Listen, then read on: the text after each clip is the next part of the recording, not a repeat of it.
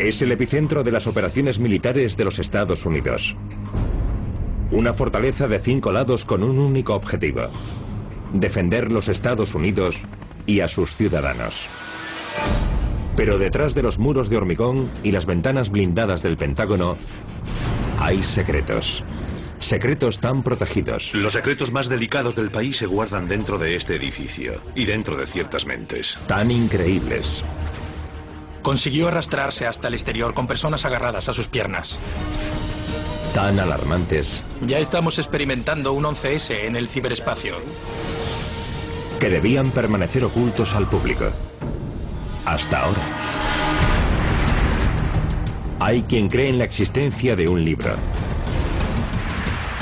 Un libro que contiene los secretos mejor guardados de los Estados Unidos de América. Un libro cuya existencia solo conocen unos pocos elegidos. Pero si tal libro existe, ¿qué contiene? ¿Historias secretas? ¿Planes secretos? ¿Mentiras secretas? ¿Existe realmente el libro de los secretos? El libro de los secretos. El Pentágono. Ciudad secreta. En la orilla oeste del río Potomac, a las afueras de Washington, se yergue un edificio. Una institución. Un símbolo del poder militar de los Estados Unidos. El Pentágono. Alberga bajo un solo techo el Departamento de Defensa, el Estado Mayor Conjunto y los 5 cuerpos del Ejército de los Estados Unidos. Las órdenes dictadas detrás de estas paredes dirigen las acciones de las fuerzas de los Estados Unidos en todo el mundo. El Pentágono es el corazón, el alma y el cerebro de la comunidad militar del país. Alberga la cúpula de las instituciones militares de los Estados Unidos. Es un icono tanto para nuestros enemigos como para nuestros aliados. Me encantaba ir al Pentágono. Allí siempre pasaban cosas, o se hacía que pasasen, o podían pasarte a ti. Pero nunca era aburrido. Siempre era una aventura.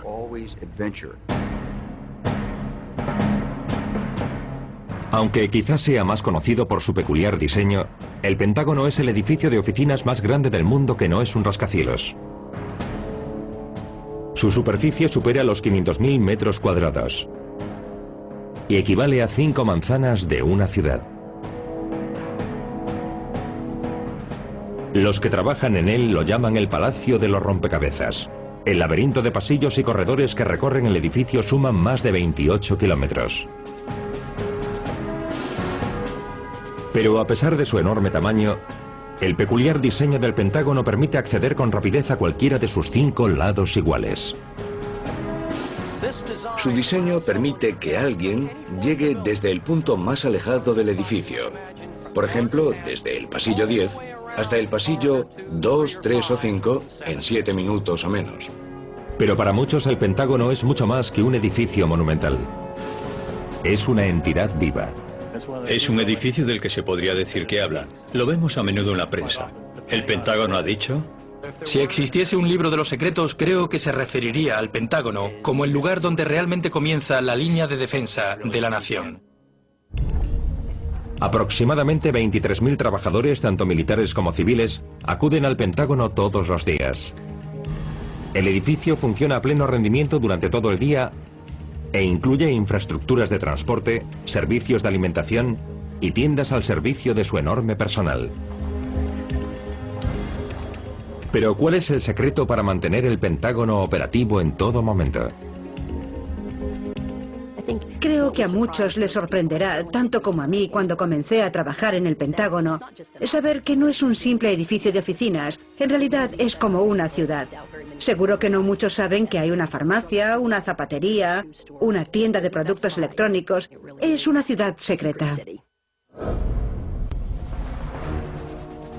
El funcionamiento diario de esta pequeña ciudad depende de un administrador civil designado por el secretario de Defensa.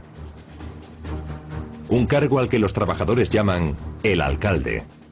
Hablamos de 23.000 personas que vienen a trabajar y entre 3 y 5.000 visitantes a diario. Prácticamente gestionamos una pequeña ciudad. Tenemos hospitales, clínicas, restaurantes, salas de conferencias, biblioteca, instalaciones deportivas. Tenemos un cuerpo policial, una unidad de bomberos. Es un organismo tan complejo como cualquier otra ciudad. Para los trabajadores del Pentágono, la entrada principal al edificio se encuentra en el lado sureste. Pero los altos mandos del ejército y los líderes de la nación utilizan entradas exclusivas. Estamos en la entrada junto al río que también se utiliza para celebrar ceremonias. Es la entrada que utiliza el secretario de Defensa para acudir al trabajo cada mañana. Su despacho está ahí arriba. Aquí es donde vienen el presidente de los Estados Unidos, los ministros de Defensa y los jefes del Estado Mayor de todo el mundo cuando visitan el Pentágono. En ese campo se lo recibe con un desfile. La llamamos la entrada del río porque está junto al Potomac. Esta es la segunda entrada ceremonial del Pentágono, la que está frente a la explanada. Por aquí entran los secretarios del Ejército y de la Armada, cuyos despachos están en las plantas segunda y tercera.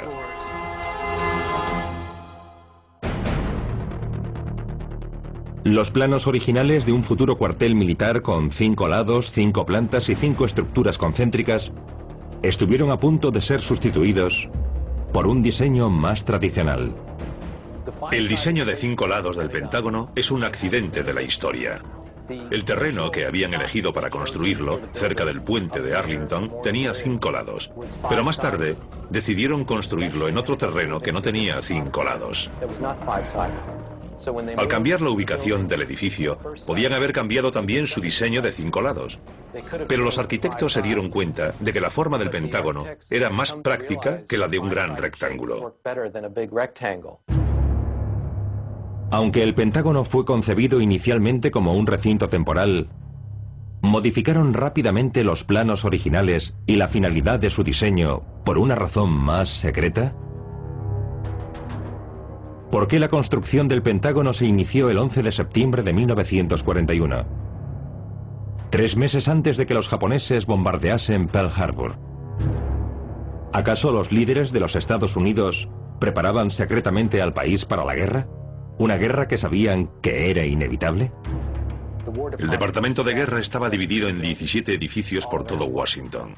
Estaba terriblemente descentralizado y el general George Marshall, jefe del Estado Mayor, ordenó a su jefe de proyectos de construcción que idease algún plan que permitiese reagrupar el Departamento de Guerra.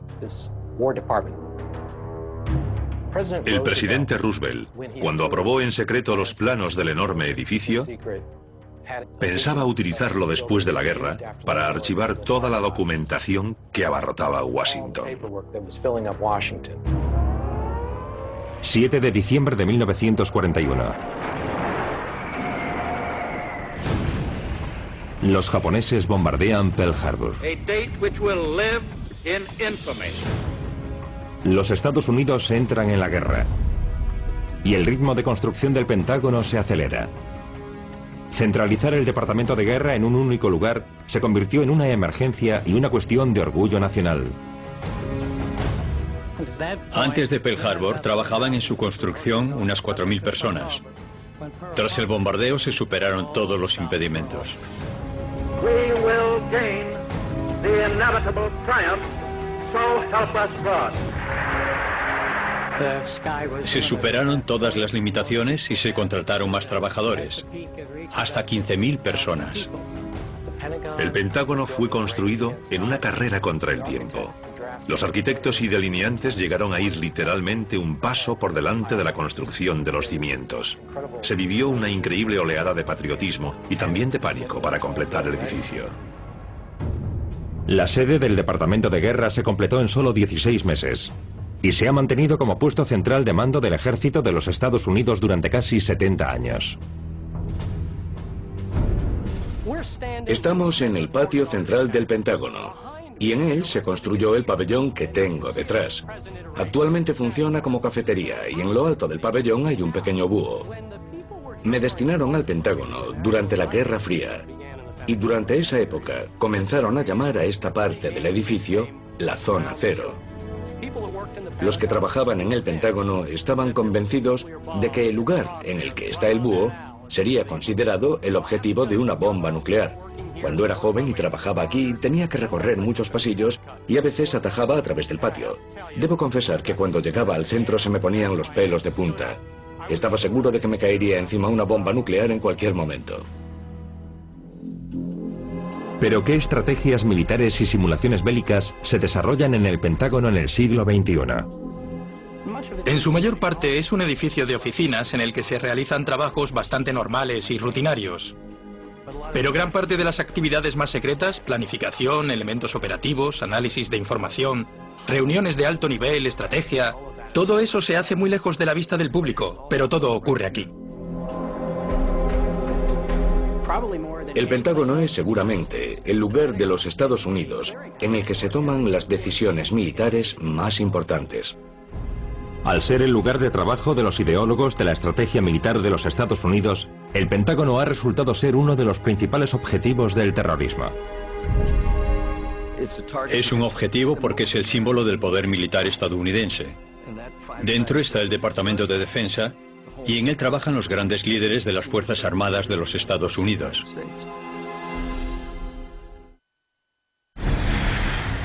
...11 de septiembre de 2001... Varios militantes de Al-Qaeda ejecutan un plan terrorista para atacar los Estados Unidos utilizando aviones comerciales como armas. Sus objetivos son lugares de gran relevancia estratégica, económica, política y militar. La mañana del 11 de septiembre, mientras trabajaba como cualquier otro día, hacia las 9:15, una de mis compañeras de trabajo me preguntó si sabía lo que estaba pasando en Nueva York. Le contesté que no, y me dijo, tienes que ver esto.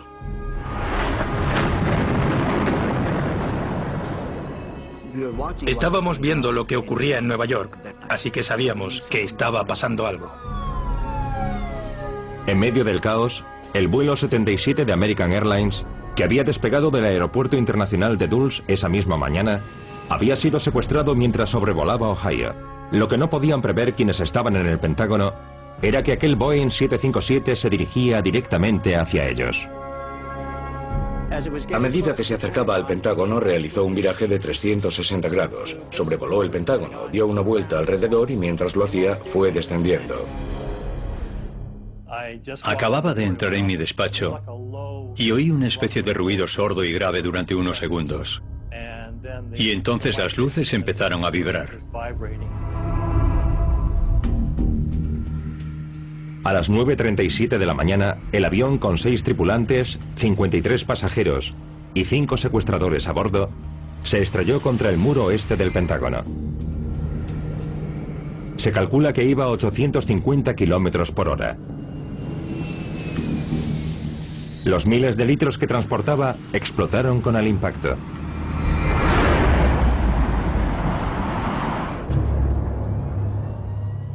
En un instante, el lado oeste del edificio estaba envuelto en llamas. Estaba allí de pie y sentí una explosión tremenda. Jamás había oído nada parecido. Recuerdo ver a mi izquierda y detrás de mí una bola de fuego que se acercaba pegada al techo. Debo decir que jamás había sentido un calor tan intenso. No tenía ni idea de lo que estaba pasando. El edificio tembló. Su enorme masa de hormigón y acero tembló con el impacto de aquel avión. El avión atravesó 3 de los 5 anillos. Quedó destrozado por las columnas de hormigón. Miles de litros de combustible explotaron al mismo tiempo lanzando bolas de fuego y haciendo explotar las oficinas. Recuerdo salir despedido por el aire y no saber dónde había caído. No tenía ni idea. Fue como si alguien levantase aquella habitación y la sacudiese como si fuese una casa de muñecas. Empecé a tantear con las manos porque no podía ver nada. Todo lo que tocaba me quemaba. El fuego había calentado incluso el suelo. Empecé a gatear, buscando la salida. Mientras los bomberos intentaban controlar el terrible incendio, los equipos de rescate intentaban encontrar supervivientes entre un laberinto de escombros. Algunos de aquellos hombres entraron, fueron derribados por una bola de fuego que los abrasó y siguieron sacando gente de allí. Una señora que estaba a salvo volvió a entrar para sacar de allí a otros, se abrasó y salió arrastrándose con personas agarradas a sus piernas. Otros vieron gente golpeando los cristales, intentando salir, y entraron para intentar ayudarlos. Pero no había herramientas suficientes y usaron sus propias manos. Rumsfeld, el secretario de Defensa, llegó desde el otro extremo del edificio, ignorando los consejos de su personal de seguridad, y ayudó a transportar camillas. Fue algo extraordinario. Fue un momento asombroso. Vi a los trabajadores que habían sido evacuados volver al edificio para rescatar a sus compañeros. Y en muchos casos tenían que gritarles, «Sigue mi voz», porque no podían verlos. Oí una voz que decía, «Sal por esta puerta». La puerta estaba en el otro extremo de la habitación. No sabía ni dónde estaba, pero empecé a gatear hacia aquella voz. Sabía que iba en la dirección correcta porque cuanto más me arrastraba, menos calor sentía. Seguí arrastrándome hasta que mi cabeza chocó contra una pared. Giré a la derecha y atravesé varios pasillos pequeños hasta llegar al principal.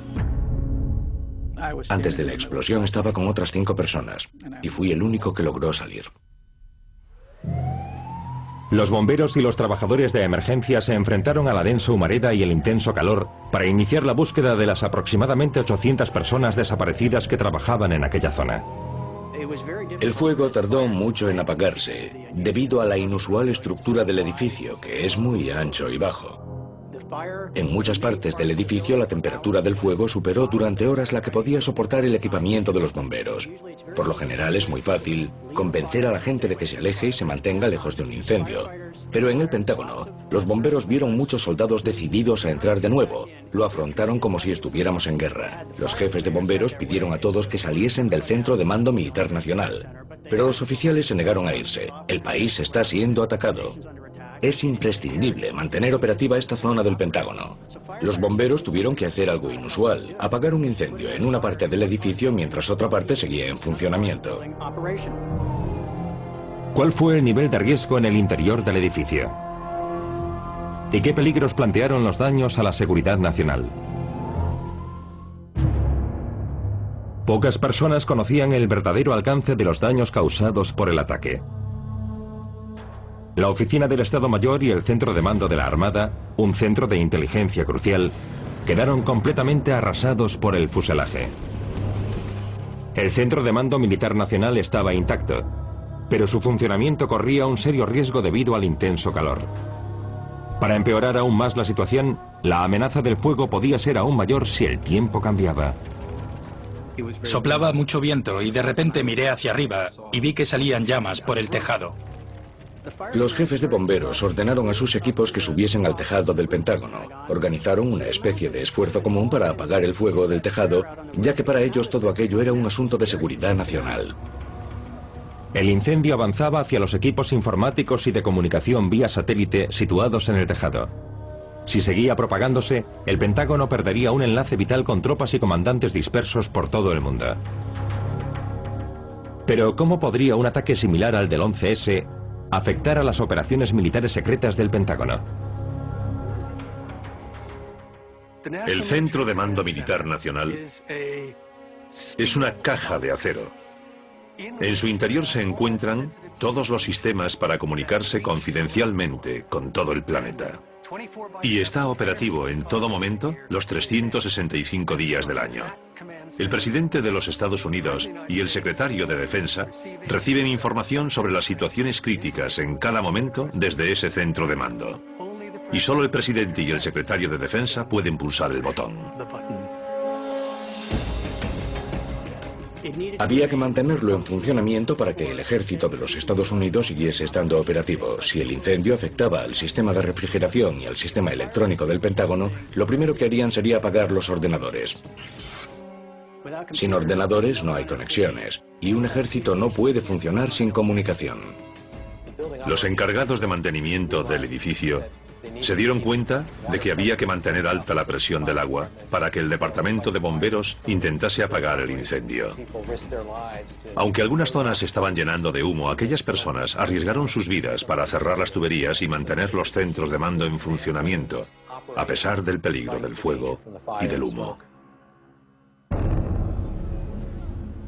Había en marcha misiones militares cruciales por todo el mundo, y en medio de los esfuerzos por rescatar a las víctimas, el Servicio de Seguridad del Pentágono se apresuró a recuperar información de alto secreto que había quedado expuesta entre los escombros. Pero ¿qué información militar vital intentaban salvar? Básicamente, intentaron recuperar todas las cajas de seguridad y los archivadores que contenían información clasificada. Los SEALs de la Armada, por ejemplo, dijeron: tenemos que volver a nuestra oficina porque en ella hay documentos que detallan la forma en que trabajamos, la información que nuestros hombres han reunido durante las operaciones, material de todo tipo que es vital para el funcionamiento de los SEALs. Y están ahí arriba, en una oficina que nadie está vigilando. Los bomberos dijeron que vieron documentos clasificados como alto secreto flotando literalmente entre el humo. Cuando el humo se disipó, 189 personas habían fallecido y centenares habían resultado heridas. Ni el Pentágono ni los Estados Unidos volverían a ser como antes. 12 de septiembre de 2001. Cuando el sol se alzó sobre el Pentágono la mañana siguiente al ataque terrorista, ocurrió el primero de muchos acontecimientos extraordinarios. Al día siguiente fue asombroso ver llegar a los trabajadores desde la estación de metro de Pentagon City. El Pentágono seguía ardiendo, pero vinieron a trabajar. Todos los que trabajaban aquí vinieron a trabajar. El edificio seguía ardiendo. Esta parte del edificio se había derrumbado. Y todo el mundo vino a trabajar al día siguiente.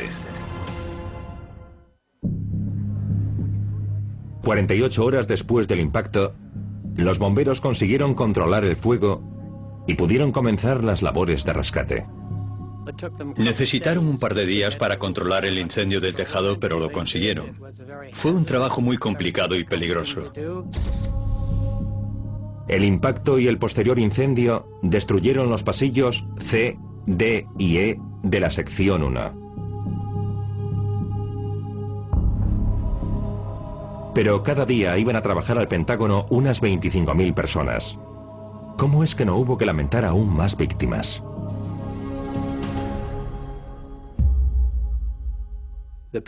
Estaban haciendo reformas en el Pentágono y terminando las de la sección 1. Si los aviones se hubiesen estrellado un mes antes o después, habría muerto mucha más gente porque habría habido muchas más personas en el edificio.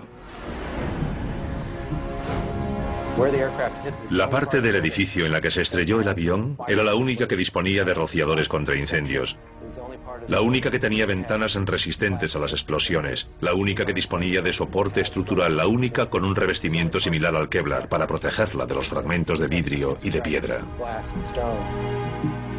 En cuestión de horas, hubo que sustituir los planes de reforma del edificio para su reconstrucción.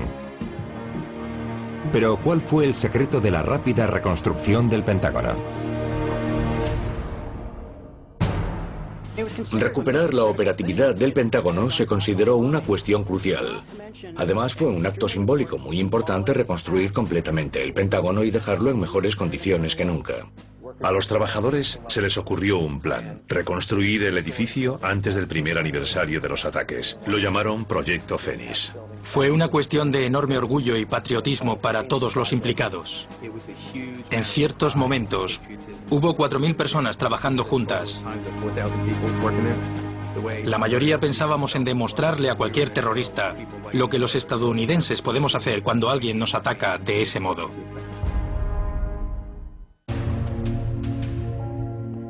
Muchas personas trabajaban 20 o 22 horas al día. Cuando me iba durante 2 o 3 horas, al volver había gente durmiendo sobre el cemento del helipuerto para poder informarme en cuanto llegase. Pero aunque trabajar durante todo el día ayudase a alcanzar el objetivo, no bastaría para conseguirlo en el plazo de un año que se habían marcado. Por tanto, ¿qué medidas especiales se tomaron para terminar incluso antes de la fecha fijada. Lo primero que hacíamos era decir a todo el mundo lo que había que construir ese día y después hacíamos los planos. Había que construir una pared e instalar unas tuberías, pero las instalamos antes de que el muro estuviese levantado. Primero se pusieron las tuberías y luego hubo que construir la pared alrededor, algo que no se suele hacer. Todo el mundo innovó e improvisó.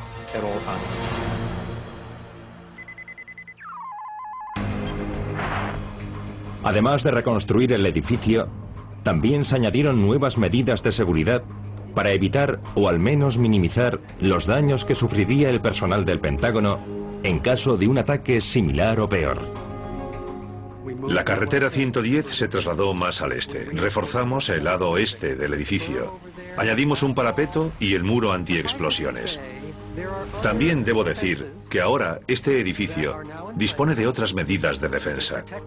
Creo que ningún avión que entrase en el espacio aéreo restringido y fuese considerado hostil llegaría hasta este edificio. Evidentemente incorporaron nuevas medidas de seguridad al edificio. Muchas no han sido divulgadas y no debe hacerse, ya que podría dar ideas a futuros terroristas sobre cómo atacar de nuevo el Pentágono.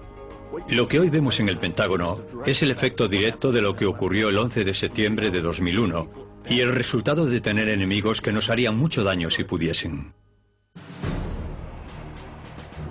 En el interior del Pentágono, la reconstrucción también afectó a otras zonas del edificio. Zonas ocultas al público y construidas siguiendo especificaciones secretas. Hay varias zonas que son vitales para realizar nuestro cometido, como los centros de operaciones y otras áreas de trabajo. Eso es todo lo que puedo decir. Pocas personas las conocen. Y aunque las conozcan, no pueden divulgar nada. Las reformas de la sección 1 abarcaron una superficie de 93.000 metros cuadrados. Las mejoras incluyen ventanas resistentes a las explosiones y una nueva infraestructura de comunicaciones. El proyecto Fénix finalizó un mes antes de lo previsto. Un final apropiado a lo que todo el mundo considera el proyecto de reconstrucción más increíble de la historia. Reconstruimos el edificio y pudimos volver al trabajo el 11 de septiembre de 2002. Creo que todas las personas que trabajaron allí dirían que fue lo más importante de su vida, al menos en lo que respecta a la construcción. The Pentagon Memorial. We claim this ground in remembrance of the events of September 11th, 2001. El impacto se produjo donde están los escalones que tengo detrás. Y el bloque de piedra caliza ennegrecida que hoy lleva la fecha de aquel fatídico día se incluyó tras concluir el proyecto Fénix un año después, el 11 de septiembre del año 2002.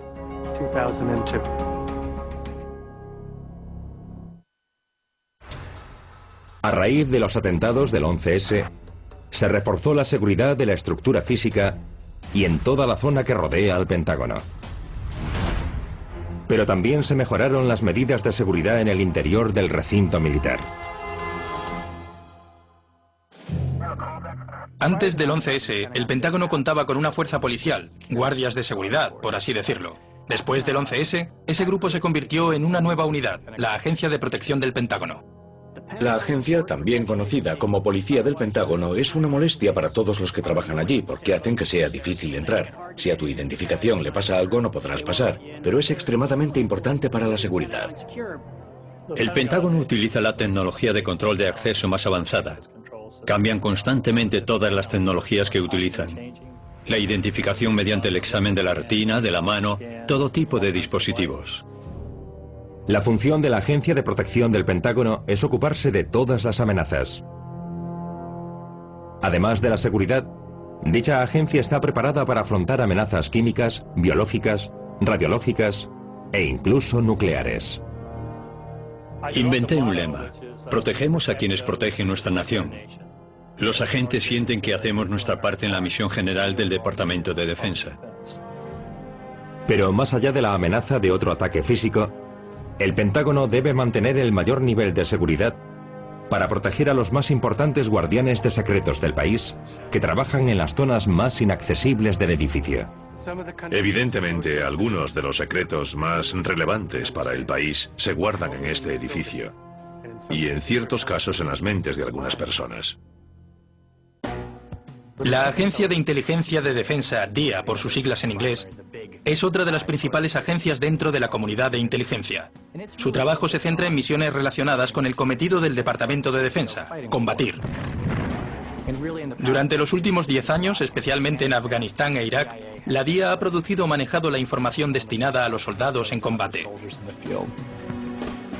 Pero la DIA no es la única agencia de recogida de información con sede en el Pentágono. La mayor y más secreta unidad de inteligencia, la Agencia de Seguridad Nacional, también opera desde él.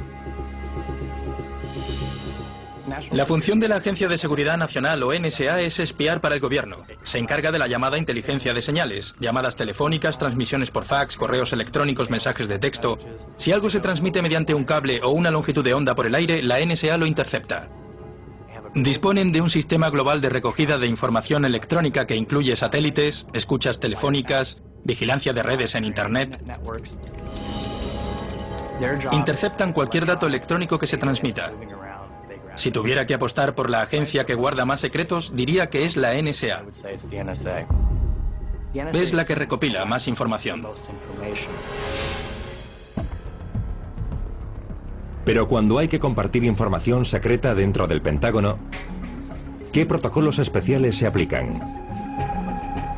¿Y cómo se mantiene la información confidencial almacenada en el Pentágono a salvo y accesible solo para quienes necesitan conocerla? Los documentos en papel los transporta una persona autorizada y en algunos casos dentro de un maletín cerrado. En un edificio en el que trabajan 23.000 personas hay muchos documentos secretos. Parte de mi trabajo consiste en mantener esos documentos seguros, protegidos y lejos del alcance de los que quieren perjudicar a nuestro país. La información se clasifica de modo singular, dependiendo de lo necesaria que sea para el trabajo de alguien y el nivel de acceso que se le haya asignado, ese alguien podrá disponer o no de la información.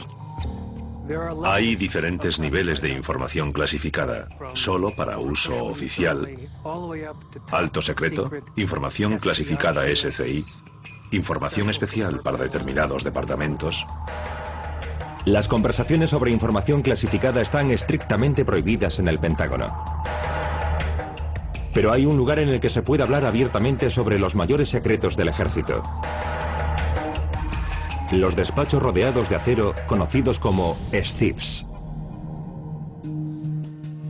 Dentro del Pentágono hay muchísimos espacios de acceso restringido. Algunos son conocidos como instalaciones de información clasificada y restringida o SCIF.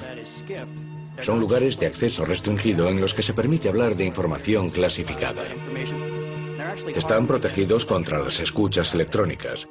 Pueden estar rodeados de estructuras metálicas. Disponen de materiales para impedir cualquier tipo de escucha, especialmente equipos de sonido que alguien podría enfocar hacia el Pentágono.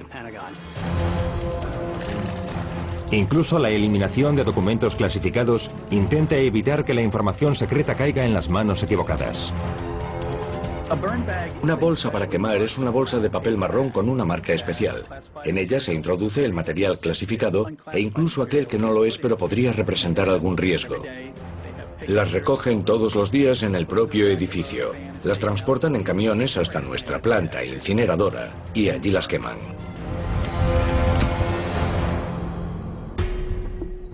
En la comunidad de los servicios de inteligencia la información es poder.